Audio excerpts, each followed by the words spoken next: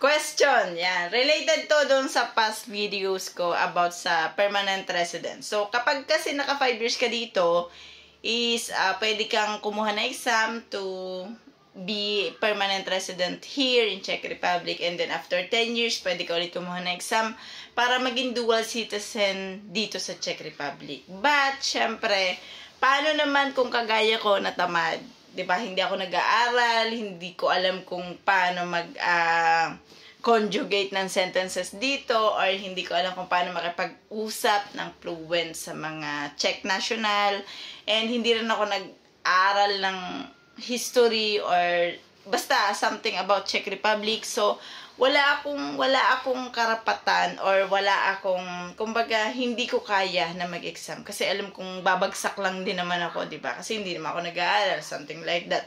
Ano naman yung pwedeng mangyari sa akin?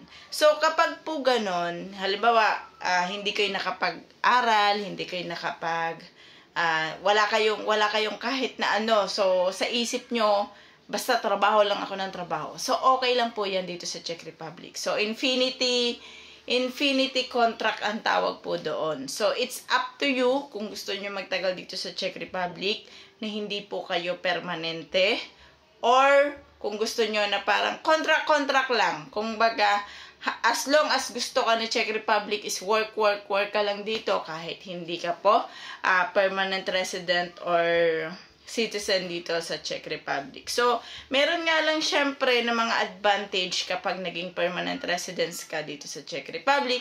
May advantage din ang pagiging citizen, dual citizen mo dito sa Czech Republic. Pero kung ang purpose mo naman is just to work and to earn money and to get your family in here in Czech Republic, okay lang din kahit hindi ka mag-aral. Kasi pwede mo pa rin makuha ang iyong asawa, ang iyong anak dito sa Czech Republic, even if hindi ka po permanent resident, by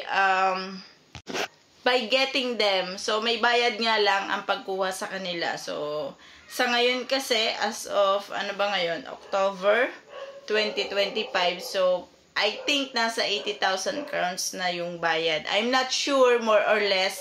Siyempre, hindi ako makakapagbigay sa inyo na eksaktong amount, pero pwede nyo pong makuha ang inyong family kahit hindi po kayo permanent resident. So, huwag kayong mag-alala. Basta naka 6 months kayo doon sa inyong company at yung company nyo po is pasok kayo sa sahod.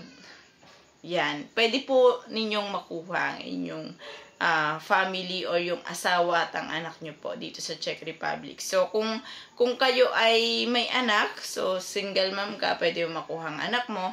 And then, kung ikaw naman ay kasal, pwede mo makuha ang asawa mo.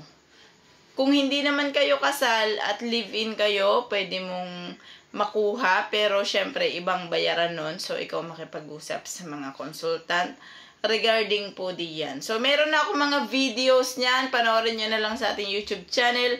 Hanapin nyo na lang po ang tungkol dyan sa visa na yan. Anyway, thank you so much and have a good night.